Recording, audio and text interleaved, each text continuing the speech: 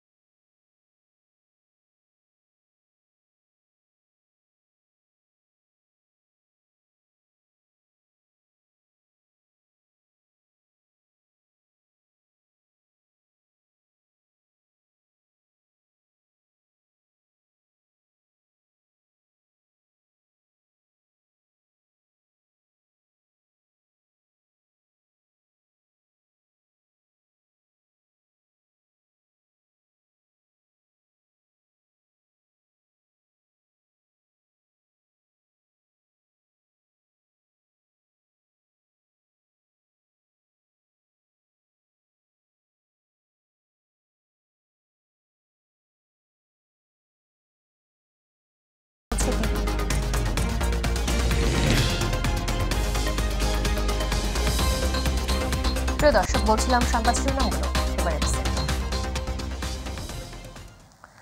7 জানুয়ারি দেশের ইতিহাসে সবচেয়ে অবাধ, সুষ্ঠু, নিরপেক্ষ নির্বাচন হয়েছে বলে মন্তব্য করেছেন প্রধানমন্ত্রী শেখ হাসিনা।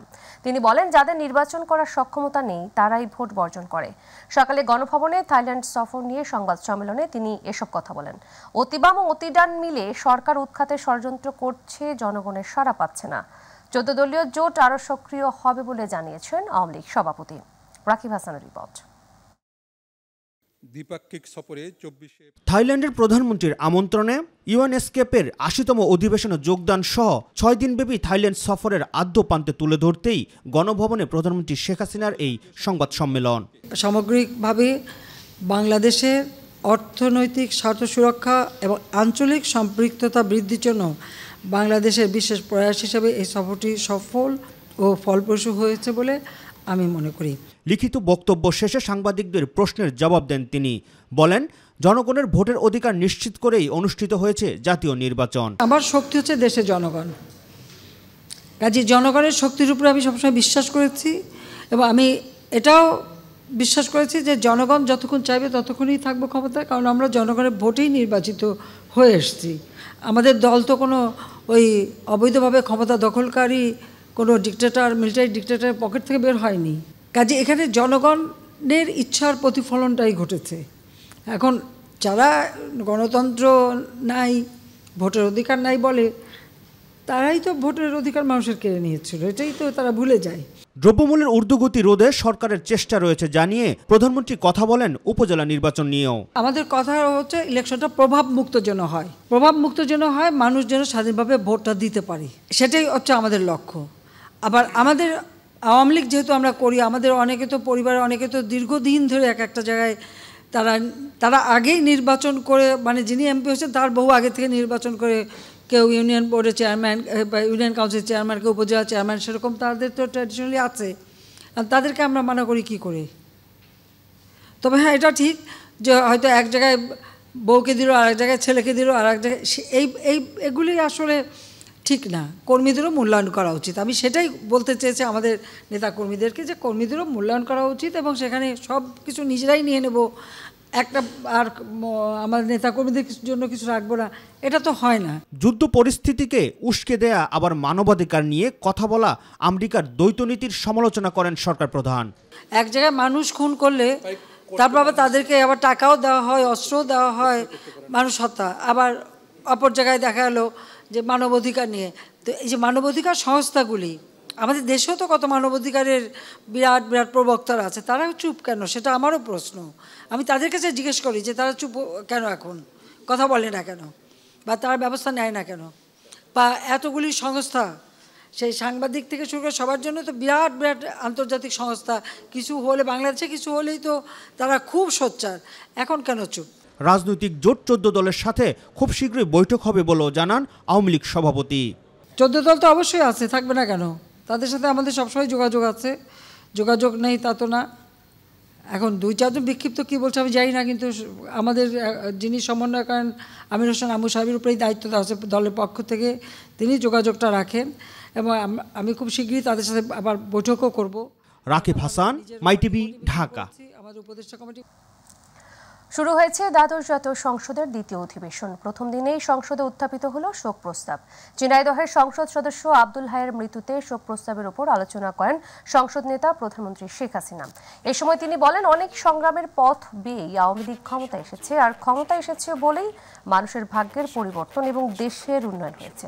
৭৫-এর পর আওয়ামী লীগ নেতাকর্মীদের ওপর হামলা এবং হত্যা করে দলটিকে নিশ্চিহ্ন করার চেষ্টা করেও ব্যর্থ হয়েছে বিরোধীরা।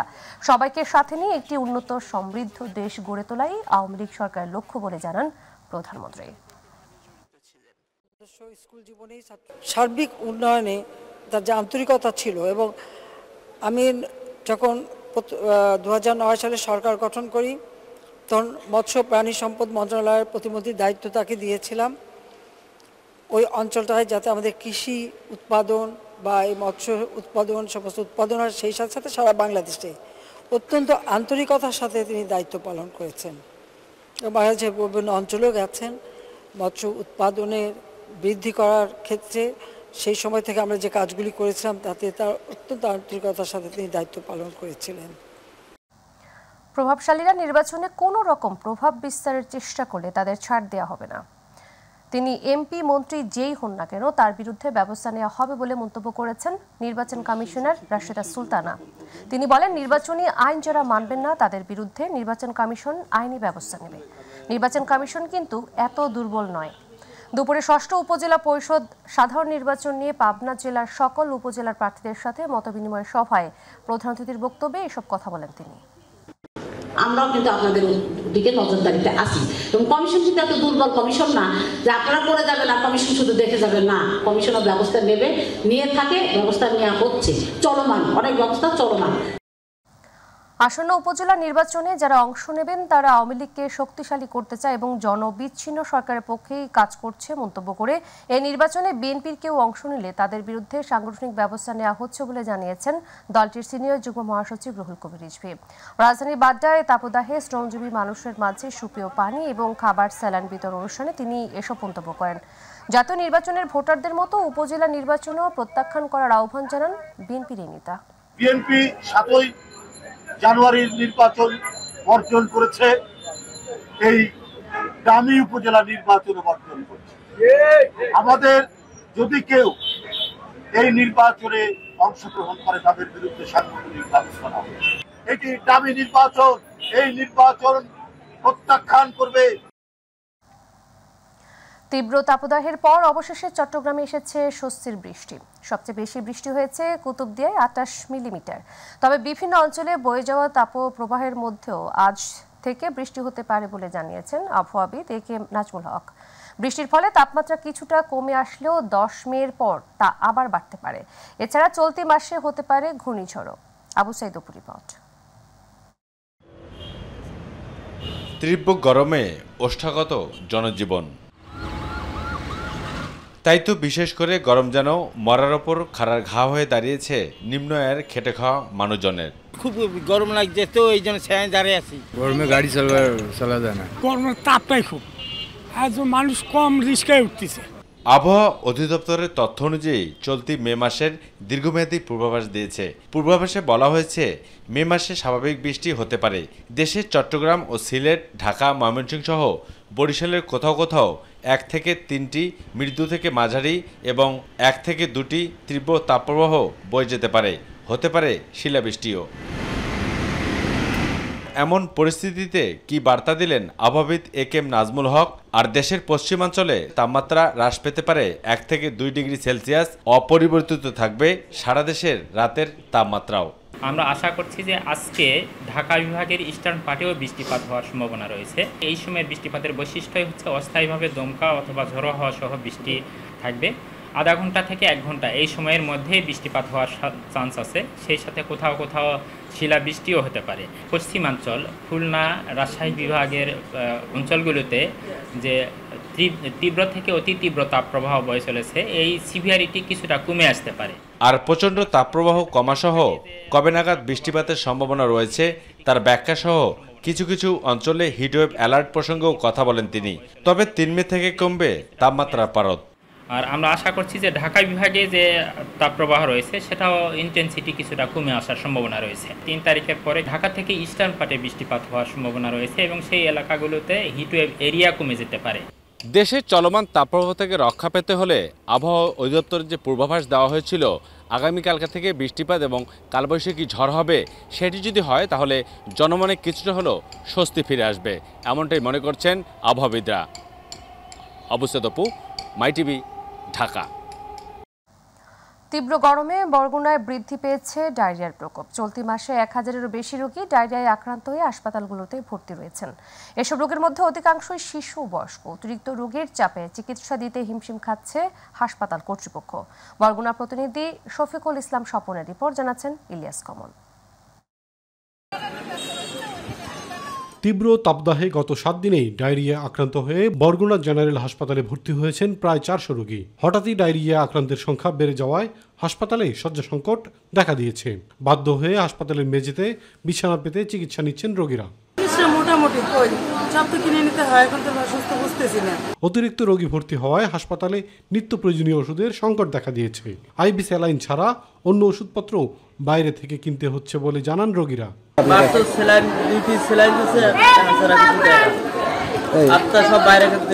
হঠাৎই ডায়রিয়ার প্রকোপ বেড়ে যাওয়ায় সেবা দিতে হিমশিম খাচ্ছে হাসপাতাল কর্তৃপক্ষ।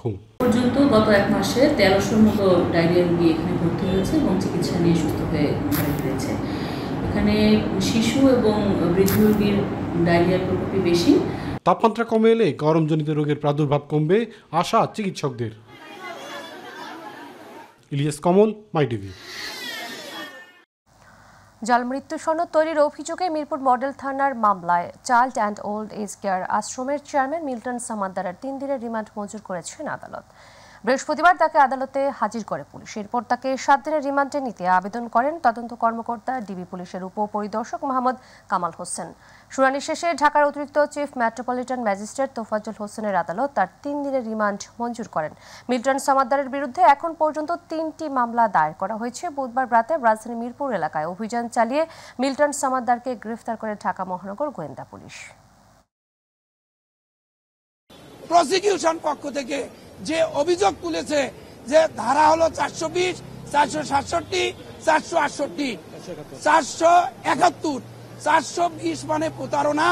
আমি কারো কাছে প্রতারণা করেছি এইরকম কোনো কমপ্লেইন নাই। 467, 68, 471। সিলেটের আদালত পাড়ায় নারী পুলিশ ও নারী আইনজীবীদের মধ্যে হাতাহাতির ঘটনা নিয়ে তুলকালাম কাণ্ড ঘটেছে।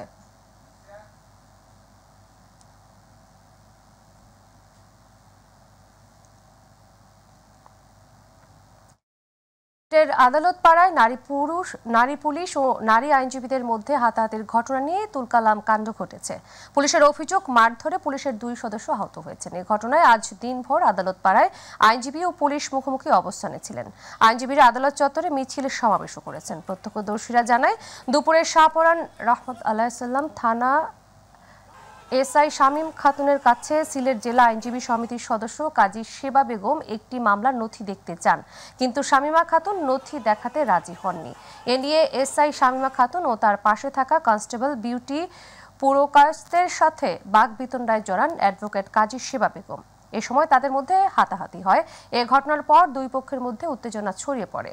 এ নিয়ে কয়েক দফা হাতাহাতির ঘটনায় পুরো আদালত পাড়া উত্তপ্ত হয়ে ওঠে। কর্তৃপক্ষকে অবহিত করেছি এবং এখানে আদালতের যারা বারের সভাপতি, সেক্রেটারি সহ মহানগর দায়রা জজ মহোদয় এবং জেলা দায়রা জজ মহোদয়কে আমরা অবহিত করেছি। ভোক্তা পর্যায়ে এলপিজির নতুন দাম নির্ধারণ করেছে সরকার। এ দফায় 12 কেজি সিলিন্ডারের দাম 1442 থেকে 49 টাকা কমিয়ে 1393 টাকা নির্ধারণ করা হয়েছে। বৃহস্পতিবার নতুন এ দাম ঘোষণা করে বাংলাদেশ এনার্জি রেগুলেটরি কমিশন। সন্ধ্যা থেকেই এ দাম কার্যকর হয়। এর আগে এপ্রিল মাসে 12 কেজি সিলিন্ডারের দাম 40 টাকা কমিয়ে 1442 টাকা নির্ধারণ করা হয়েছিল। ঘোষণায় জানানো হয়, বেসরকারি এলপিজির রিটেইলার পয়েন্টে ভোক্তা পর্যায়ে মূসক সহ মূল্য প্রতি কেজি 116 টাকা নির্ধারণ করা হয়েছে। রেগুলেটেড পদ্ধতিতে তরল অবস্থায় সরবরাহকৃত বেসরকারি এলপিজির মূসক সহ মূল্য প্রতি কেজি 112 টাকা নির্ধারণ করা হয়েছে। এছাড়া ভোক্তা পর্যায়ে অটো গ্যাসের মূল্য নির্ধারণ করা হয়েছে 63 টাকা 92 পয়সা।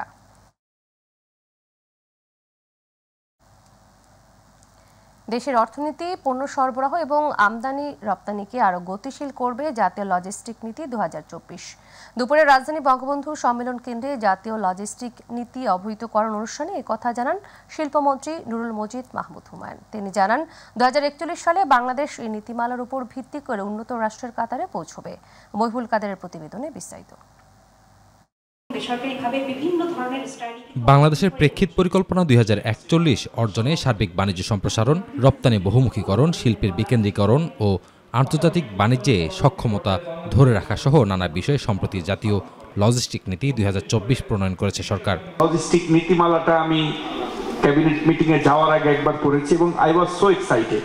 রাজধানীর বঙ্গবন্ধু সম্মেলন কেন্দ্রে সরকারি বেসরকারি স্টেকহোল্ডারদের সাথে প্রথমবারের মতো প্রণীত এই নীতির বিষয়ে অবহিতকরণ অনুষ্ঠানের আয়োজন করা হয়।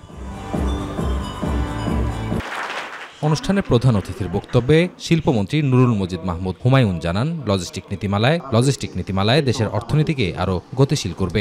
লজিস্টিকের অর্থ হয়তো একটা স্বাভাবিকভাবে মনে হবে অন্যরকম কিছু, ব্যবসায়ীদের মধ্যে একটা আস্থা আসবে, যারা ইনভেস্টার, যারা করা আছে তারা একটা পথ পাবে, কোথায় যাব, কোথায় আছি, কোন জায়গাটায় আছি, কোথায় যাব আমরা, আমার নির্দেশনা।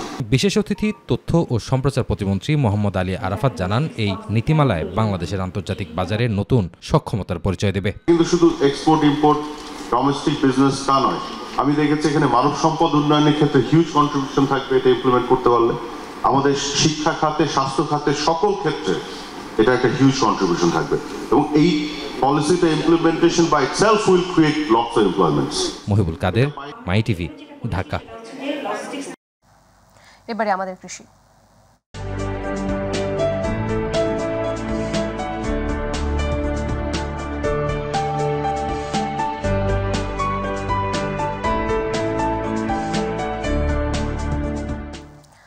তীব্র তাপদাহ অনাবৃষ্টিতে বিপাকে চাঁপাইনবাবগঞ্জের গোমস্তাপুর উপজেলার কয়েক হাজার কৃষক। পানির অভাবে সেচ সংকটে পড়েছেন চাষিরা। ফসলের ক্ষেতে বাড়তি টাকা খরচ করে ফলন বিপর্যয়ের শঙ্কা করছেন তারা। অন্যদিকে ধান টিকিয়ে রাখতে কৃষকদের সব ধরনের সহযোগিতার কথা জানিয়েছে কৃষি বিভাগ। প্রতিনিধি মনিরুল ইসলাম দোয়েলের রিপোর্ট, জানাচ্ছেন শামস সাবিজ উচ্ছ্বাস। প্রকৃতিতে বইছে প্রবল খরতাপ, যার প্রভাব পড়েছে কৃষি জমিতে। পানির অভাবে খাখা করছে ধান ক্ষেত, ধরেছে ফাটল। চাঁপাইনবাবগঞ্জের গোমস্তাপুর উপজেলার আলীনগর, রহমতপুর ও রাধানগর ইউনিয়নের বিভিন্ন ধান ক্ষেতে এমন অবস্থা। সময় মতো পানি দিতে না পারায় ধানে চিটা ধরতে শুরু করেছে। পানি বাগর ধান পাঁচাল বসাচ্ছি আর কি করছি, তার অবসর পাই না। আমাদের জমিতে সাহার আর বিষ দিয়ে অবকাশ নাই। আমাদের যেটা খরচ আগে করেছি বাদে এখন 3000 টাকা বিঘায় খরচ আসছে। উপজেলার উপর দিয়ে বয়ে যাওয়া মহানন্দা ও পূর্ণভবা নদীর পানি শুকিয়ে যাওয়ায় সেচ দিতে পারছেন না কৃষকেরা। পানির অভাবে ধানের শীষ মরে যাচ্ছে। প্রতি বিঘায় বাড়তি টাকা খরচ করে ফলন বিপর্যয়ের শঙ্কা করছেন চাষিরা। নদীর ধ্বংস হয়ে যাওয়ার কারণে আমরা পানি পাচ্ছি না। 2-4 হাজার 10,000 বিঘা মাটি ধানের এরকম 60% বাদ। তাপপ্রবাহে ধানি জমি পরিচর্যা ও ক্ষতিগ্রস্ত কৃষকদের সাহায্যের কথা জানান কৃষি অধিদপ্তরের এই কর্মকর্তা। কৃষি কর্মকর্তাকে আমরা নির্দেশনা দিয়েছি যে কৃষকগুলোর খোঁজ খবর রাখে, নামগুলো লিপিবদ্ধ রাখতে, একটা তালিকা তৈরি রাখতে, ভবিষ্যতে যদি কোনো প্রণোদনা না হতে বা অন্য কোনো ভাবে যদি কৃষি অফিসের সহযোগিতার সুযোগ থেকে আমরা সেই সহযোগিতা করার চেষ্টা করব। চলতি মৌসুমে গোমস্তাপুর উপজেলায় 15,720 হেক্টর জমিতে বোরো ধান আবাদ হয়েছে। শামস সাবিজ উচ্ছ্বাস, মাই টিভি, নিউজ ডেস্ক। নিরাপত্তা জোরদার করতে এবং বাংলাদেশের টেকসই উন্নয়নের জন্য সাংবিধানিক দায়িত্ব যথাযথভাবে পালনের জন্য সকল সেনা সদস্যদের প্রতি আহ্বান জানিয়েছেন প্রধানমন্ত্রীর নিরাপত্তা বিষয়ক উপদেষ্টা অবসরপ্রাপ্ত মেজর জেনারেল তারিক আহমেদ সিদ্দিকী। দুপুরে ন্যাশনাল ডিফেন্স কলেজে অনুষ্ঠিত ক্যাপস্টোন কোর্স 2024-এর সমাপনী অনুষ্ঠানে প্রধান অতিথির বক্তব্যে তিনি এসব কথা বলেন। পরে অংশগ্রহণকারী সংসদ সদস্য, সিনিয়র সামরিক ও পুলিশ কর্মকর্তা, বিশিষ্ট শিক্ষাবিদ, সিনিয়র চিকিৎসক, সরকারি বেসরকারি সংস্থার সিনিয়র প্রতিনিধি, কূটনৈতিক এবং কর্পোরেট নেতা সহ বিভিন্ন শাখার 31 কর্মকর্তার হাতে সনদপত্র তুলে দেন তিনি। দলমত নির্বিশেষে আপনার maybe you are politically oriented summer, আপনার অন্য মতাদর্শ, কিন্তু এটা মুক্তিযুদ্ধ বিশ্বাস করা, বঙ্গবন্ধুর জাতির পিতা বিশ্বাস করা, এটাতে কোনো দ্বিমত নাই। মতাদর্শ আমাদের অন্য হতে পারে, পলিটিক্যালি আমি আরেকজনকে ভোট দিতে পারি, অন্য দলকে দিতে পারি, কিন্তু আমরা বাংলাদেশি, বাংলাদেশের লিবারেশনকে আমাদের বুকে লালন করতে হবে এবং যারা এটার জন্য ত্যাগ প্রাণ দিয়েছে এবং অনেক ত্যাগ স্বীকার করেছে তার প্রতি আমাদের রেসপেক্ট থাকতে হবে। এবছর পবিত্র হজে গমনকারী হাজিদের হজ প্রক্রিয়া সঠিকভাবে সম্পাদন এবং সৌদি আরবে অবস্থানকালীন যাবতীয় সেবা নিশ্চিত করতে বাংলাদেশের হজ এজেন্সির মুয়াজ্জেম এবং মালিকদের নিয়ে কর্মশালা অনুষ্ঠিত হয়েছে। হারবার প্রেসিডেন্ট শাহাদাত হোসেন তসলিমের সঞ্চালনায় রাজধানীর ডিপ্লোমা ইঞ্জিনিয়ার ইনস্টিটিউটে কর্মশালায় সৌদি আরবের হজ ও উমরা মন্ত্রণালয়ের প্রশিক্ষণগণ বিভিন্ন বিষয়ে প্রশিক্ষণ প্রদান করেন। সম্মিলিত প্রচেষ্টায় এবছরও সঠিক ব্যবস্থাপনার মাধ্যমে হজযাত্রীরা হজ সম্পাদন করতে পারবেন বলে প্রত্যাশা করেন তারা। সৌদি হজ উমরা মন্ত্রণালয় আমাদেরকে এখানে ওনাদের কর্মকর্তাদেরকে পাঠিয়েছেন আমাদেরকে বিষয়গুলি অবহিত করার জন্য। আমি আশা করি এতে আমরা উপকৃত হব। تعني مرحبا حسن في حقيبة ترحاب سنتحدث عن مصطلح يدعى الذكاء العاطفي. All of us want to have this Hajj successful. We want everyone to be very happy. অর্থ বাণিজ্য সংবাদ।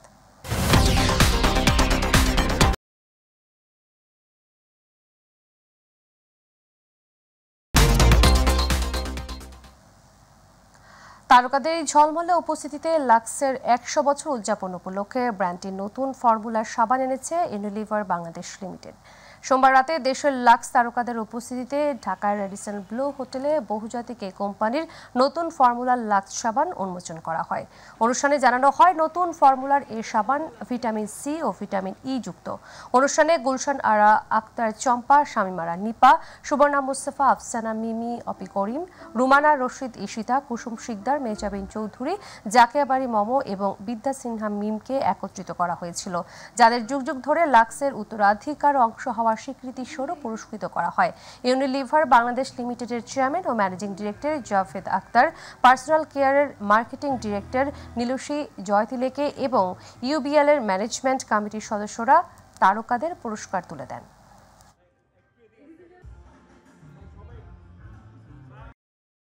বিমা ও ব্যাংকিং খাতে সহযোগিতা উদ্ভাবনের নতুন যুগের সূচনা করে Akij Takaful life insurance PLC এবং সিটি ব্যাংক পিএলসির মধ্যে ব্যাংকারস্যুরেন্স পার্টনারশিপে চুক্তি স্বাক্ষরিত হয়েছে। গুলশানের আকিজ তাকাফুলের নিবন্ধিত কার্যালয়ে এই চুক্তি স্বাক্ষরিত হয়। অনুষ্ঠানে উপস্থিত ছিলেন আকিজ তাকাফুল লাইফ ইন্স্যুরেন্সের চেয়ারম্যান শেখ শামীমউদ্দিন ও সিটি ব্যাংকের ব্যবস্থাপনা পরিচালক ও প্রধান নির্বাহী মাসরুর আরফিন। ব্যাংকারস্যুরেন্সের চুক্তির মাধ্যমে সিটি ব্যাংক তার গ্রাহকদের ইসলামী শরিয়া ভিত্তিক বীমা প্রতিষ্ঠান আকিজ তাকাফুল লাইফ ইন্স্যুরেন্স থেকে বীমা পলিসি প্রদান করতে সক্ষম হবে।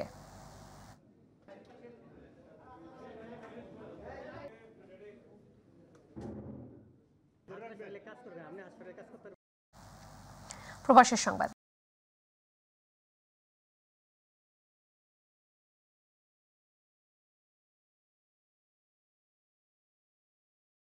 ফ্রান্সের র্যালি ও সমাবেশের মাধ্যমে মহান মে দিবস পালিত হয়েছে। ফ্রান্স প্রতিনিধি বাদল পাল জানান, দিবসটি উপলক্ষে ফ্রান্সের বিভিন্ন শ্রমিক সংগঠনগুলোর সাথে বাংলাদেশ জাতীয় শ্রমিক লীগ ফ্রান্স শাখার নেতৃবৃন্দ র্যালি ও সমাবেশে অংশগ্রহণ করে।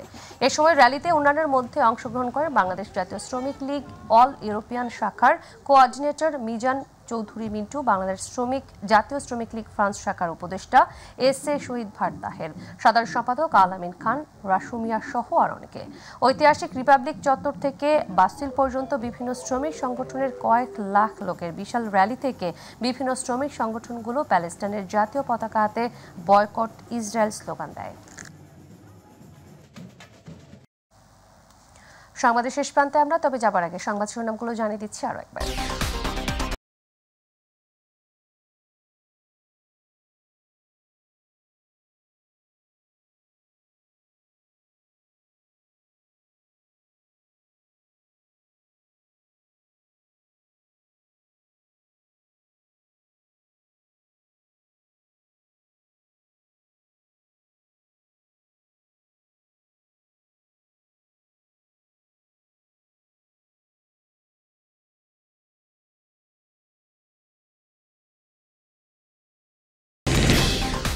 তীব্র দাবদাহের পর চট্টগ্রাম সহ কয়েকটি জেলায় স্বস্তির বৃষ্টি, সারা দেশে বাড়বে বৃষ্টি, 10 মিনিট পর আবারও বাড়বে তাপমাত্রার পারদ, আসতে পারে ঘূর্ণিঝড়। ভুয়া মৃত্যু সনদ তৈরির মামলায় আলোচিত মিল্টন সামাদ্দার 3 দিনের রিমান্ডে, মানব পাচার সহ আরও 2টি মামলা, জিজ্ঞাসাবাদে সব বেরিয়ে আসবে বছর 2।